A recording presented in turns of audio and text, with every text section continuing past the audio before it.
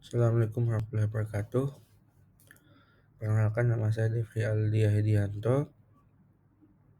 Pada kesempatan kali ini saya akan mempresentasikan ujian akhir semester perilaku organisasi yang diampu oleh dosen Bapak Joko Surhayitno SEMM CPOD. Untuk mempersingkat waktu, langsung saja. Contoh konflik dalam organisasi yaitu konflik antar departemen atau marketing versus produksi. Pada perusahaan manufaktur skala menengah yang diproduksi barang elektronik, terjadi konflik yang cukup intens antar departemen pemasaran dan departemen produksi.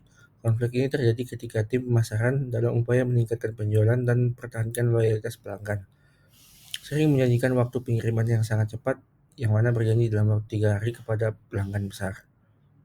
Keputusan ini diambil tanpa berkonsultasi terlebih dahulu dengan tim produksi mengenai kapasitas dan jadwal kerja yang sedang berjalan. Tim pemasaran beralasan bahwa janji pengiriman cepat adalah strategi untuk menghadapi pesaing dan menjaga kepuasan pelanggan dalam pasar yang sangat kompetitif. Namun, dari sudut pandang tim produksi, permintaan tersebut sulit dipenuhi karena berbagai kendala teknis dan operasional. Kapasitas produksi sedang padat karena adanya proyek besar lain. Beberapa mesin sedang dalam proses perawatan dan jumlah tenaga kerja terbatas untuk lembur. Akibatnya, target produksi tidak bisa dicapai sesuai tenggat waktu yang dijanjikan oleh tim pemasaran. Hal ini menyebabkan keterlambatan pengiriman yang kemudian berdampak pada meningkatnya keluhan pelanggan dan pencatatan penalti dan kontrak. Tim produksi merasa dipaksa bekerja di luar batas perencanaan yang matang, sementara tim pemasaran merasa dipersulit dalam menjalankan strategi penjualannya. Situasi tersebut memunculkan ketegangan internal yang terus meningkat. Komunikasi antar kedua departemen menjadi minim dan cenderung defensif. Bahkan beberapa pertemuan koordinasi dibatalkan karena suasana yang tidak kondusif. Konflik ini bukan hanya mempengaruhi hubungan antar karyawan, tetapi juga berdampak pada kinerja organisasi secara keseluruhan.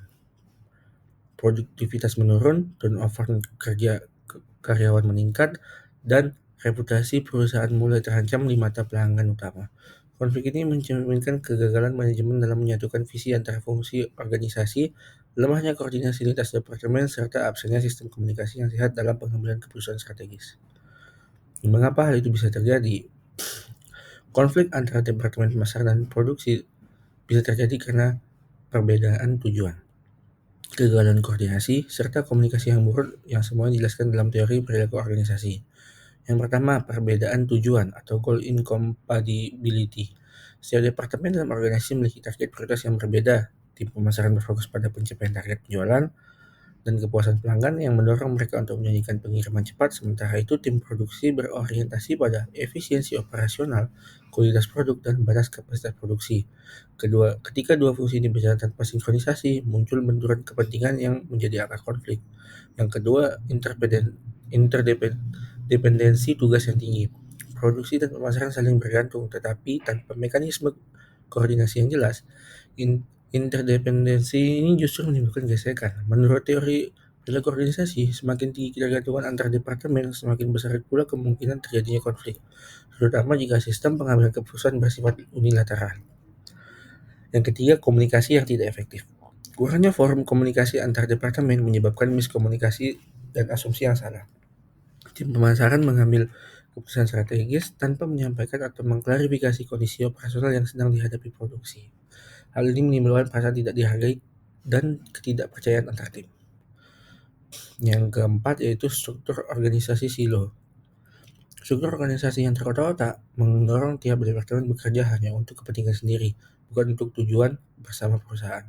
Dalam kasus ini, pemasaran dan produksi tidak memiliki sistem integrasi tujuan, sehingga masing-masing bertindak tanpa mempertimbangkan dampaknya terhadap unit lain. Yang kelima atau yang terakhir, tekanan eksternal dan internal. Tekanan dari pelanggan dan target penjualan juga membuat pemasaran mengambil keputusan cepat, sedangkan produksi berada dalam tekanan kapasitas.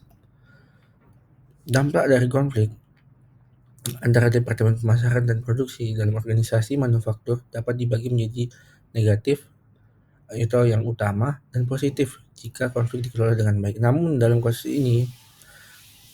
yang tidak dikelola dengan tepat, konflik ini akan menimbulkan sejumlah dampak disfungsional sebagai berikut. Dampak negatifnya yaitu penurunan produktivitas dan kinerja organisasi. Ketegangan antar departemen menyebabkan koordinasi kerja terganggu. Tim produksi menjadi enggan merespon kebutuhan pemasaran dengan cepat.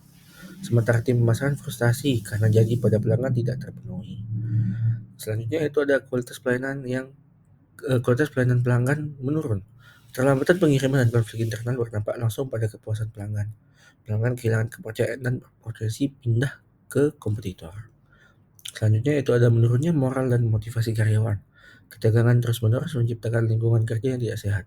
Karyawan merasa tertekan, kehilangan semangat, dan merasa tidak dihargai. Dalam jangka panjang, hal ini bisa mengakibatkan burnout atau absenteeism atau turnover yang tinggi. Selanjutnya itu ada meningkatnya biaya operasional dan kerugian finansial. Karena konflik, banyak proses kerja menjadi tidak efisien. Keterlambatan pengiriman bisa dikenakan penalti kontrak serta kebutuhan akan overtime atau perbaikan produksi yang mendesak menambah beban biaya perusahaan. Selanjutnya yaitu terjadi silo mentality.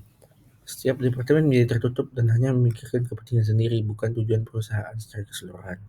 Selanjutnya yaitu ada turunnya kualitas keputusan strategis, yaitu dalam suasana konflik, pengambilan keputusan menjadi emosional, defensif, dan reaktif.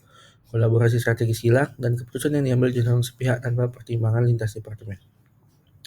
Dampak positif. Yang pertama yang pasti mendorong inovasi dan perbaikan proses. Konflik memunculkan diskusi kritis dan evaluasi sistem kerja sehingga mendorong efisiensi yang lebih baik. Meningkatkan komunikasi lintas departemen. Konflik yang dapat dikelola membuka jalur komunikasi dan mendorong kerjasama baru antar tim. Yang ketiga itu meningkatkan komunikasi lintas departemen. Konflik yang dikelola dapat membuka jalur komunikasi yang baru dan mendorong kerjasama baru antar tim. Cara menangani konflik. Yang pertama ada mediasi internal. Pimpinan divisi HR atau general manager bertindak sebagai mediator untuk mempertemukan kedua pihak. Menurut teori third party conflict resolution dari Robbins dan Judge, yang kedua, komunikasi terbuka dan aktif. Mengadakan cross-functional meeting secara rutin agar tiap departemen memahami tantangan dan keterbatasan satu sama lain. Teori transactional model of communication, komunikasi dua arah efektif dapat menurunkan konflik antar individu atau kelompok. Penyesuaian tujuan bersama. Yang ketiga, penyesuaian tujuan bersama. Manajemen membuat tujuan bersama, misalnya meningkatkan kepuasan pelanggan dan menurunkan tingkat return produk. Selanjutnya adalah conflict resolution through subordinate goals dari Sherif et al. Dalam sosial psikologi yang juga dapat diadaptasi dalam konteks organisasi. Yang keempat, rekonstruksi proses kerja. Merancang ulang SOP dan kapasitas produksi berdasarkan realisasi penjualan, serta membatasi janji marketing yang tidak realistis. Menerapkan prinsip proses alignment. Dan yang kelima, pelatihan manajemen konflik. Memberikan pelatihan kepada manajer mengenai manajemen konflik, competing, avoiding, collaborating, accommodating, compressing berdasarkan Thomas Gilman Conflict Model Instrument. Mungkin sekian dari saya, kurang lebihnya mohon maaf. Wassalamualaikum warahmatullahi wabarakatuh.